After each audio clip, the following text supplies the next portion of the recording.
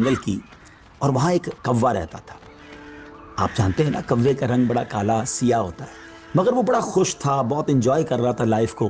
طرح طرح کے کھانے کھاتا اور رات ہوتی تو کسی بھی خوشبودار درخت پر جا کر رات بسر کرتا، انجوائے کر رہا تھا اپنی لائف کو. اچانک اس کی نظر ایک سفید کبوتر پر پڑی. وہ سوچنے لگا کہ میں کالا اور یہ سفید، یہ کتنا خوبصورت ہے، کتنا اچھا لگ رہا ہے، مجھ سے زیادہ خوش تو یہ ہوگا. اب اسی خیال میں وہ پریشان رہنے لگا اور اسے رات کو نیند بھی نہ آئے. ایک دن وہ کبوتر کے پاس پہنچا اور کہا کہ تم کتنے خوش نصیب ہو، تمہارا رنگ سفید ہے اور میں تو کالا ہوں، تم سے زیادہ خوش تو کوئی نہیں ہوگا. کبوتر نے کہا پہلے میں بھی یہی سمجھتا تھا، لیکن جب میں نے طوطے کو دیکھا تو میں حیران ہو گیا کہ طوطے کے تو دو رنگ ہیں، میرے پاس تو ایک ہی رنگ تھا. تو طوطا زیادہ خوش نصیب ہے، وہ زیادہ خوش ہے، وہ زیادہ لائف کو انجوائے کر رہا ہے. اب کوا کبوتر کو چھوڑ کر طوطے کے پاس پہنچ گیا. کہا طوطے تم تو زیادہ انجوائے کرتے ہوگے، کتنے خوش ہوگے کہ تمہارے پاس تو دو رنگ ہیں جسم پر، تمہاری باڈی بہت خوبصورت لگتی ہوگی. تو طوطا کہتا ہے کہ پہلے تو میں لائف کو بڑا انجوائے کرتا تھا کہ واقعی میں بڑا رنگ برنگی ہوں، مگر جب میں نے مور کو دیکھا نا تو مور تو کئی سارے رنگ لیے ہوئے ہے، اتنا خوبصورت ہے کہ اس کو دیکھ کر مجھے لگا کہ میں تو کچھ بھی نہیں ہوں. اب کوا اڑتے اڑتے پہنچ گیا مور کے پاس. مور چڑیا گھر کے ایک پنجرے میں موجود تھا. پہلے تو وہ انتظار کرتا رہا کیونکہ بہت سارے لوگ مور کو دیکھنے آئے تھے. جب سارے لوگ دیکھ کر چلے گئے تو کوا مور کے پاس گیا کہ اے مور، ذرا یہ تو بتاؤ تم کتنے خوش ہو، کتنے رنگ ہیں تمہارے پاس، تم کتنے خوبصورت ہو. مور کہتا ہے پہلے تو میں یہی سمجھتا تھا کہ ہاں میں بہت خوبصورت ہوں، مگر پھر میں نے غور کیا کہ اسی خوبصورتی کی وجہ سے تو چڑیا گھر میں قید ہو گیا ہوں.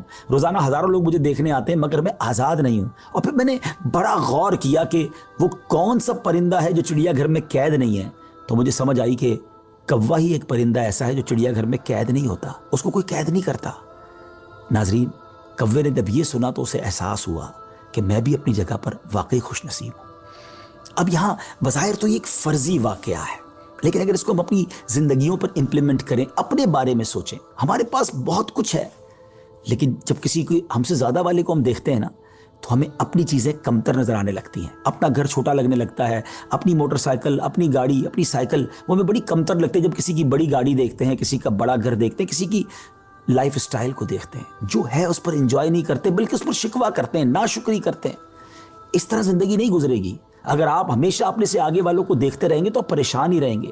اگر آپ نے موازنہ کرنا ہی ہے، کمپیریزن کرنا ہی ہے، تو اپنے سے کمتر لوگوں کو دیکھیں نا. کئی لوگ بڑی مشکل زندگی گزار رہے ہیں. اللہ نے مجھے اور آپ کو بہت خوشحال رکھا ہے. جی ہاں، اب بھی ہم لاکھوں کروڑوں سے اچھے ہیں، لیکن مسئلہ یہ کہ ہمیں تو آگے والوں کو دیکھ کر ڈیمورلائز ہونا ہوتا ہے. شکر ادا کیجئے اور سبحان. میری پیاری بہنوں اور بھائیوں، اللہ نے جو ہمیں عطا کیا ہے، آپ دیکھیں گے اس سے نیچے کتنے لوگ بستے ہیں.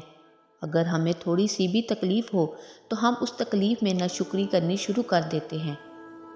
وہ لوگ بھی ہیں جو اپنی مرضی سے اپنا ہاتھ بھی اٹھا نہیں سکتے، جن کی عیدیں بھی ہاسپٹل میں گزرتی ہیں. وہ کئی سالوں کے اندر اذیت میں مبتلا ہیں. جب آپ دیکھیں گے تو کہیں گے اے اللہ تیرا لاکھ شکر ہے، تو نے ہمیں جس حال میں رکھا. شیخ صادق فرماتے ہیں، میں نماز جمعہ کے بعد مسجد سے نکل رہا تھا تو میرا جوتا کسی نے مسجد سے چرا لیا. کہتے کہ میں ننگے پاؤں جا رہا تھا اور میری حالت یہ تھی کہ میں جوتا خریدنے کی استطاعت میں نہ تھا. تو میں دل میں شکوہ کر رہا تھا کہ اتنا بڑا لوگ مجھے امام سمجھتے ہیں اور تو ایک جوتا بھی نہیں خرید سکتا. تو آگے میں نے دیکھا ایک شخص تھا جس کے پاؤں ہی نہیں تھے اور وہ رینگتے جا رہا تھا. میں فوراً سجدہ ریز ہو گیا. اے اللہ تیرا لاکھ شکر ہے، تو نے مجھے پاؤں تو عطا کیے. جوتا آج نہیں تو کل آ ہی جائے گا، اور جو میسر ہے اس کی قدر سیکھو، اور جو میسر نہیں جلن میں اپنے آپ کو جلانے کی کوشش نہ کرو تو زندگی سوکھی ہو جائے گی.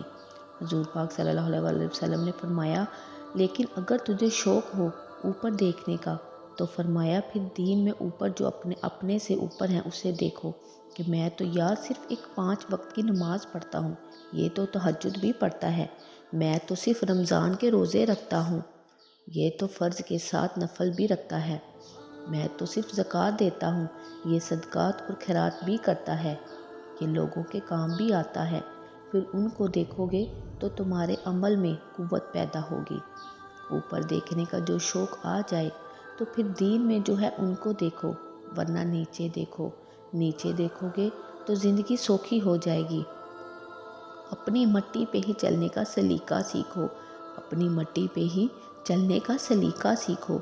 संगे मरमर पर चलोगे तो फिसल जाओगे।